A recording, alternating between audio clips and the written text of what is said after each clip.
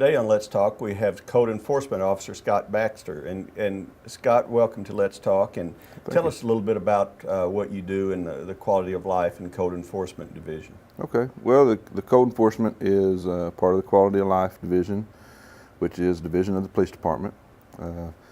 And in the Quality of Life Division, we work a lot on things that basically contribute to a good quality of life, like appearance of Jonesboro and things that will be attractive to the citizens of Jonesboro, to outside industry and to people that might want to live here and work here. You know, if we can attract industry, then that means jobs, and if people are working, then a lot of times they're happy and then they want to live here. If they want to live here, we want everyone to be good neighbors and be a good part of the city and enjoy their life here. I guess what it boils down to largely is keeping Jonesboro clean. Oh, absolutely. Yeah, keeping it clean and because there's been studies that have shown that as cities start to deteriorate, if they don't get on top of that, then and buildings start getting dilapidated. That's an indication of problems, an indication of crime, and if there's not something done to try and curb that, then it's just going to steadily get worse. And as that gets worse, then you're less attractive to businesses, you're less attractive to industry, and you're less attractive for someone that may be looking at living here. Yes, that's an interesting point. And I've seen cities that didn't stay on top of those type of issues, and literally had companies that wanted to move to town and came in and said, no, your town looks dirty.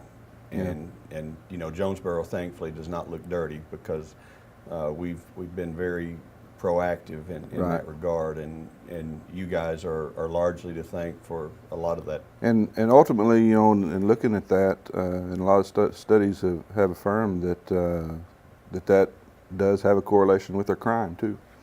A lot of our opportunists, they look for, they see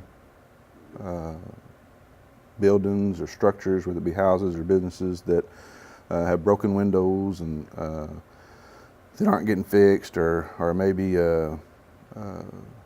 the grounds just aren't cared for anymore. Then that's an indication to them that it's vacant, and before you know, you have break-ins there, and there'll be scrapping within the business, which basically they're tearing out the walls and taking electrical wiring and plumbing and pipes and stuff like that, and scrapping it and taking it and selling it, and may take air conditioner units, and which contributes to the further decay of that building or that structure, and then that just gets worse and worse, and it's left open, and then it's subject to the environment, and before you know it, it'll eventually get to a point where the structure itself will actually begin to fail and becomes dangerous to any kids that may be in the neighborhood playing and find it and see it as an opportunity to turn it into like a playhouse or something like that, and you got to worry about the dangers that it presents to our community. So, well, also you get houses like that, Scott. A lot of them get haunted. And do we have a problem with haunted houses? Not that I'm aware of. No? Okay. Because I don't. Tell us a little bit about the spring campaign. It's the time of year people are getting ready to really, spring cleaning. It's spring cleaning time. Absolutely. Springtime is very common that people do some spring cleanups, and it's important that we dispose of the waste that we're wanting to get rid of in an appropriate manner. From the spring cleanups, we have a big influx of trash that ends up getting discarded in area ditches and woods and things like that. I suppose mainly as a matter of convenience. Maybe folks don't have a means to get rid of it, but it's important to know that creates some real issues, and for one, it's against the law, and it's against the law for a reason. When stuff like that is discarded in our ditches, it creates problems with the drainage and causes backups and flooding. And we've had some issues with flooding in the city of Jonesboro. And, the city's working real hard to alleviate a lot of those issues and spending a lot of money on building retention ponds and things of that nature. And this is just one more piece of the puzzle that contributes to that, and we need to try and help prevent those backups and flooding. And you know, that's just aside from it, just looks bad. It just looks bad, and it's not attractive, and it's not good for our city in general.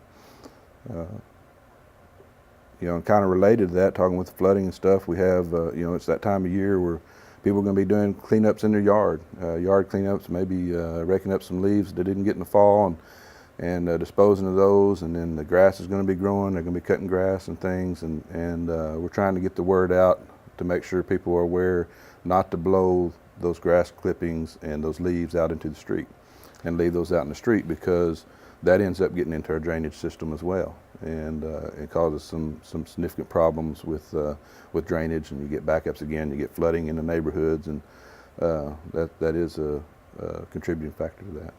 Now, tell us how you do it, because you see every day, you see people blowing leaves.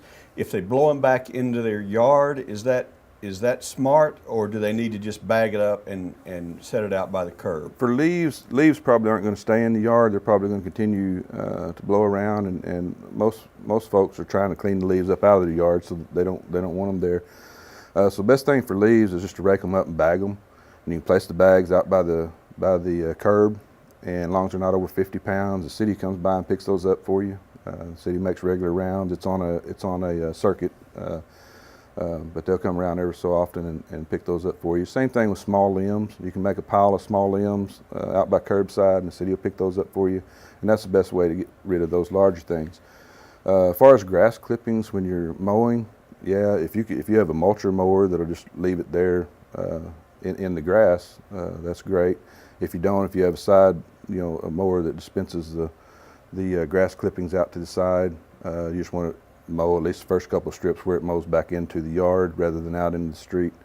If it does blow out in the street, if you have a leaf blower, you can blow it back up into the yard. Grass clippings, if you blow it back into the yard, the grass that's there will actually capture it and kind of hold it and retain it, and it turns into basically a mulch, and it's a good natural fertilizer for your yard, so it'll actually improve your yard to actually leave it there. If you have a bagger, you can bag it. You can bag the grass clippings as well and leave it by your curb. You could create a compost and put your leaves and grass clippings into a compost and save that for if you want to do a small garden, or have some flowers or bushes or something like that you could use some compost for. You could compost it.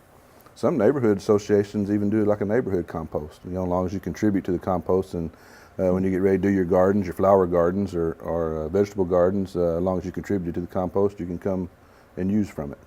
So that's another good idea that folks can use. That's a real good idea. That's really good. Yeah. Mm-hmm. Yeah, but with the flooding problems that we have had occasionally in springs and falls with some of the hard rains, mm-hmm. It's detrimental to blow your grass clippings, your leaves out into the street and get the drainage system, because it really does add up. Absolutely. When you're in an urban environment, when you have this amount of condensed population, it adds up a lot more than people think. And we've had grates that actually get covered, that start getting clogged up, that when it rains and you see the water backing up, you can actually go and peel it back almost like a mat from so much grass accumulation that you can peel back, and the water just immediately starts draining again. So it does make a huge difference. And then the ones that actually drain into the drainage system underneath, it'll do the same thing under there. It can cause some pooling. Kind of on the side note, we have some mosquito issues here in the summertime, and those mats of grass, once they accumulate in the system, will also create kind of a pooling effect of the water. It kind of retains water, and that's a good breeding ground for our mosquitoes. So that's another issue that it helps to combat that. And then you have maybe a much lesser risk, but a risk none the same, and it's dangerous, is when you get leaves and grass out on the street like that, especially if it gets wet, it can get slick, which could cause you to lose tractions on vehicles, motorcycles especially. You know, you get a motorcycle or a bicycle loose under you, and then it's a considerable risk, you know, of crashing and injuring somebody. So, and of course on the bicycles and even motorcycles, when you're driving through there, especially with grass clippings, they blow up into the air, and those can get up underneath your face mask and get into your eyes, and so there's some dangers associated with it there as well. So there's a lot of good reasons behind the rules and the laws, and I think most of the time once folks realize what the reason is and that it is against the law, they'll comply. That's our hope. Well, everyone wants Jonesboro to be nice and clean and safe, and sometimes we just don't realize the impact we're having when we do little things like that. Right. You know, and that's part of the whole process. And another thing that we do is sometimes illegal dumping that may not seem individually to add up to a whole lot, but cumulatively it has a big impact. Absolutely, it does. It absolutely does. We have that quite a bit. We get quite a few complaints on illegal dumping.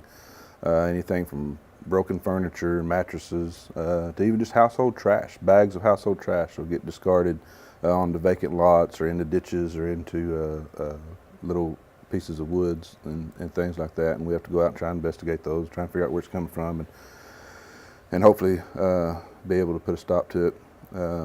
But those, besides looking bad, they can have some health impacts as well. You know, those are attractive to snakes, and again, a lot of times when kids are out playing and stuff, that's something they can jump on, climb on, and they're susceptible to getting injured. And if it's in any kind of ditch or waterways, then again, you're blocking the water and creating issues with our drainage, which can lead to flooding and some significant problems in the neighborhoods. Yeah, yeah. How many citations do you write? You know, how frequently do we have this problem? You know, we do. Code enforcement officers will do 250 to 400 complaints a month. 98% are handled with just a warning or notice, just making people aware that, hey, you can't do this, or this is not the right way to do things, and make them aware that it's a violation. And 98% of the people comply. So fortunately, there's not very many citations. We rarely have to get to that point. We usually get things resolved just by a warning or notice. So we're very, very fortunate there that we got citizens here that comply and realize that once they're made aware that something's a violation and maybe are educated on the reasons behind why it's a violation, we generally get compliance. Pretty so easy. You find that Jonesboro residents really want to comply with the law, and yes. It's just kind of being aware and absolutely, which is a good thing about this, because hopefully the ones that get to view this interview, this talk show, basically, once they become aware of some of these issues and that it is against the law to do certain things, that they'll comply as well without us having to go out and give a warning. That's right. Well, good. Well, now that we know, now I know we're not going to get fined. Don't fine me, Scott. I'm not going to break That's the law. not our object. Our object's compliance. Right. That's the last thing in the world we want to do is have to go to court over something. But that is an avenue available to us if it gets to that point. But it rarely does. Very it rarely rarely. does. Yeah. Good. Well, we appreciate the work you do. You have a staff of 5 people. Yep. Is that right? Yes, And 5. you do condemnations when necessary as well, right? Yes. Okay. That is part of it. You know, when buildings or whether it be businesses or residences get to a point where they're becoming a danger, we have one of our officers is assigned specifically to that task. He goes out and checks those if he believes that they are to a point where they're becoming a danger and are not habitable. Then he gets in touch with our inspections department, and inspections will go out there with him and basically do an inspection to determine if it's structurally sound and habitable, and if it's not, then we continue with the process of condemnation, and we'll eventually tear it down if we can't get the owners to comply and get get it repaired or torn down themselves.